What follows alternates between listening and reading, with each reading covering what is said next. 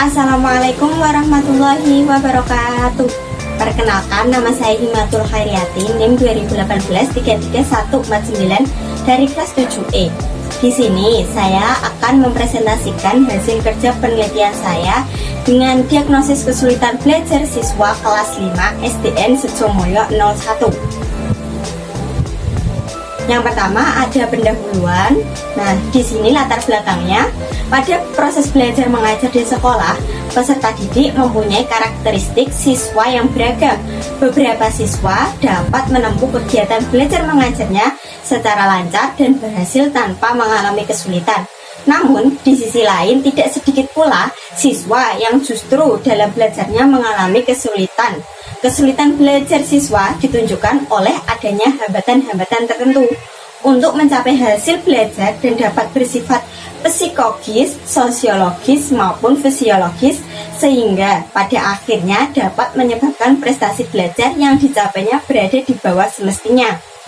Nah, identifikasi masalah pada penelitian ini adalah yang pertama, kurang minat belajar siswa. Yang kedua, belum diketahui secara pasti faktor penyebab rendah minatnya belajar siswa. Adapun batasan masalah. Batasan masalah dalam penelitian ini adalah penelitian ini hanya dilakukan pada siswa kelas 5 di SD Negeri Sejomulyo 1. Penelitian memfokuskan pada mata pelajaran matematika saja.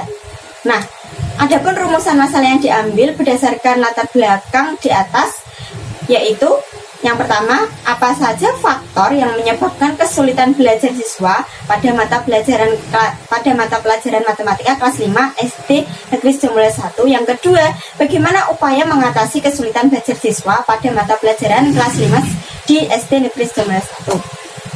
Tujuan penelitian ini adalah yang pertama, untuk mengetahui faktor-faktor yang menyebabkan kesulitan belajar siswa pada mata pelajaran matematika kelas 5 di SD Negeri Sejomulyo 1. Yang kedua, untuk mengetahui upaya mengatasi kesulitan belajar siswa pada mata pelajaran matematika kelas 5 di SD Negeri Sejomulyo 1. Bab 2 ada tinjauan pustaka.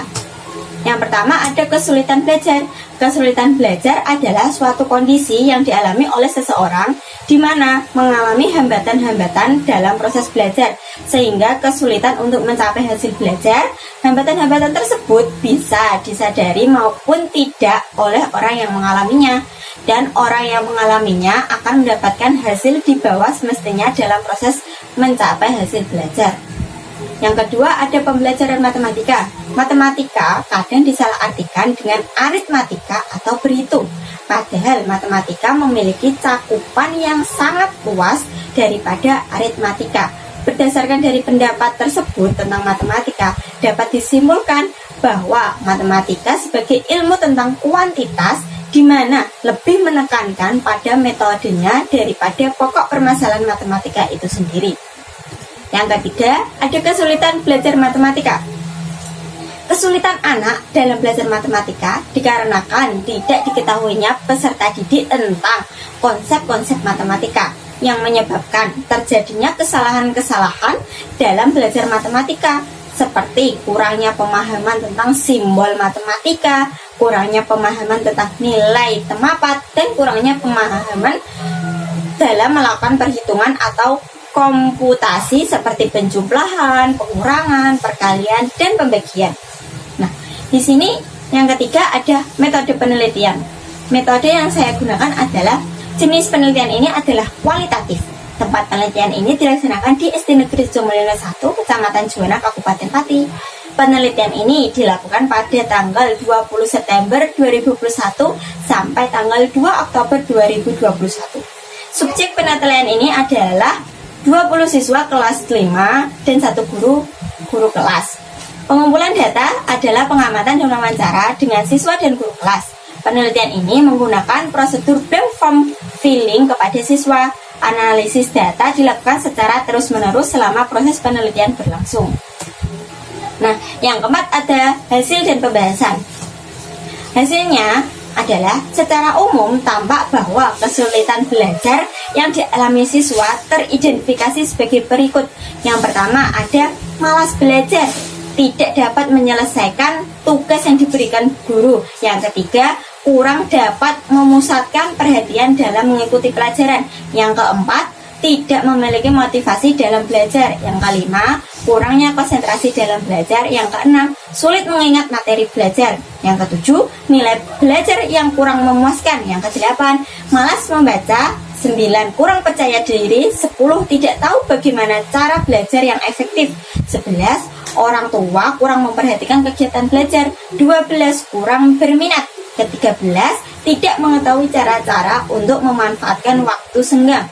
14, tidak bebas dalam menggunakan waktu senggang. 15, kurang optimalnya waktu yang ada. 16, kurang percaya diri dalam mengemukakan pendapat. Tidak menyukai pelajaran tertentu seperti matematika, bahasa Inggris, atau yang lainnya. Yang 17, mudah gugup dalam mengemukakan sesuatu. Yang ke-18, sukar membedakan yang dianggap baik dan buruk. 19, keinginan sering mengganggu teman sewaktu pelajaran berlangsung. 20, tidak suka melakukan kegiatan menentu sewaktu pelajaran berlangsung, membuat coretan-coretan dalam buku. 21, kurang khawatir akan tidak bisa mengerjakan PR ataupun banyak salah dalam mengerjakan PR. Yang ke-22 yaitu guru kurang bersahabat. Nah, setelah mengetahui penelitian tersebut, peneliti membahas yaitu berdasarkan hasil pengamatan penelitian, pada awal guru memberikan bantuan bimbingan belum memberikan hasil yang berarti karena guru pada aspek bimbingan belajar masih berekspresi kaku, muram, dan marah sehingga siswa suka melakukan kegiatan tidak menentu sewaktu perjalanan pelajaran berlangsung. Misalnya, siswa membuat coret-coretan dalam buku. Ini mengakibatkan siswa tidak tahu bagaimana belajar yang baik. Sering malas dalam belajar membuat siswa khawatir pekerjaan rumah banyak yang salah. Hal ini ditunjukkan mudah gugupnya siswa dalam mengemukakan sesuatu. Salah satunya diakibatkan karena kurang percaya diri. Sering siswa mengalihkan pandangan, terutama pada saat siswa berbicara. Skor penilaian kurang baik di dalam peneliti menangani permasalahan belajar siswa. Kemudian guru mengadakan perubahan perencanaan dan pelaksanaan tindakan dalam penanganan masalah dalam pembimbingan siswa.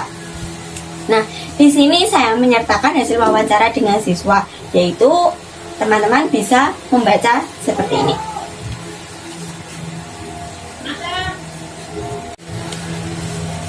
Nah, dari pengamatan serta pembahasan yang saya telah paparkan, saya dapat menyimpulkan yaitu teridentifikasi 23 bentuk masalah kesulitan belajar yang dialami oleh 20 siswa yang menjadi subjek penelitian ini. Masalah-masalah yang dihadapi siswa umumnya memiliki hubungan sebab akibat, yakni masalah yang diungkapkan merupakan akibat dari masalah yang lainnya.